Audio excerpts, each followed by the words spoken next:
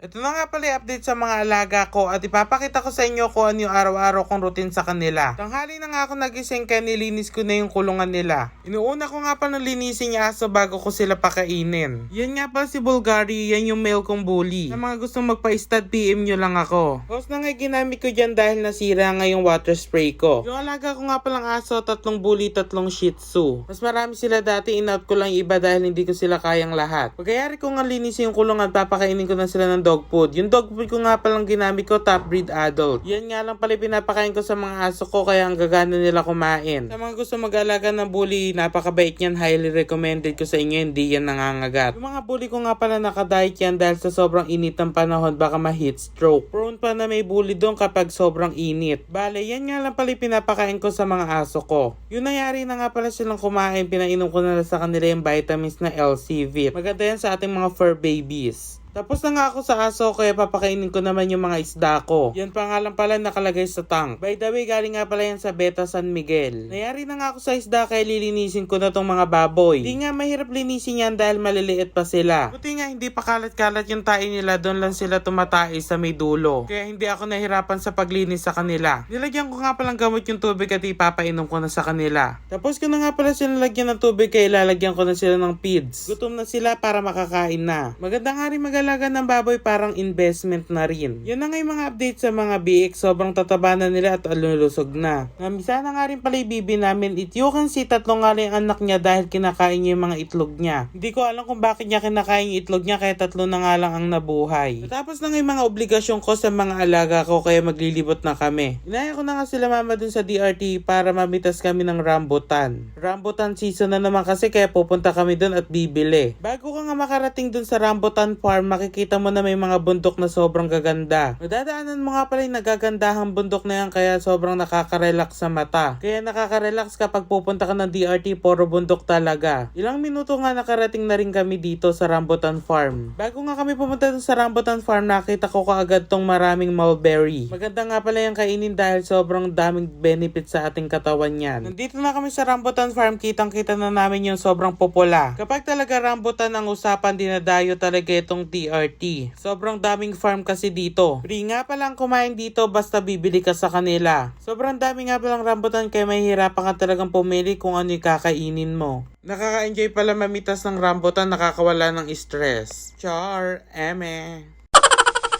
Namimitas na nga kami kung ano yung kakainin namin. You can see fresh na fresh talaga kaya ang sarap. Nayari na nga pala nilang sungkit yung binili namin kaya uuwi na kami. Yung mga rambutan nga pala rito iba-ibang variant. Kaya sabihin nyo na lang kung ano yung gusto nyo. Nakaka-relax nga pala dito sa DRT dahil sobrang tahimik at presko ang hangin. Malayo nga pala to sa pollution kaya sobrang presko ng hangin kaya ang ganda rito. Guys, comment kayo dyan kung gusto nyo yung nature trip ang next vlog. Napakaganda talaga ng DRT, madadaanan mo talaga nagagandahang mga bundok. Yung hapon nga, inaya ko na yung mga pinsang ko na mag-joyride naman kami sa DRT. Sobrang ganda kasi doon at sobrang tahimik. Sa mga oras na yan, umuulan yan kaya sobrang lamig. Pinaka na nga rin pala namin bilhin naming rambutan dyan sa DRT. Kaya habang daan nga, kinakain namin yan. Maganda rin kasi mag-joyride kayo sa DRT para makapag-unwind kayo. Madadaanan pa nga pala namin ulit yung mga magagandang bundok na yan. Nakaka-relax talaga sa mata kapag puro green yung mga nakikita mo. Malayo ito sa pollution kaya goods na goods. Hindi nga namin alam kung saan kami pupunta basta dire-diretso lang kami. Yan na nga pala itsura kapag gabi na sa DRT, sobrang liwanag dahil sa mga solar. Kaya napakaganda rito kapag gabi. Meron nga pala kami nakitang gotohan kaya magugoto muna kami. Giniginaw na kasi ko kasi basa kami. Saktong-sakto mainit pa yung goto. Maganda nga pala mag-nature trip kapag maga. Biglaan lang kasi to kaya natuloy. Yun nangyari na nga kami nagoto, umuwi na kami. Habang ang pauwi kami nakita namin tong kalsada umuusok. Hindi ko alam kung bakit umuusok pero wala naman nagsisiga niyan. Kakatapos lang kasi ng ulan yan.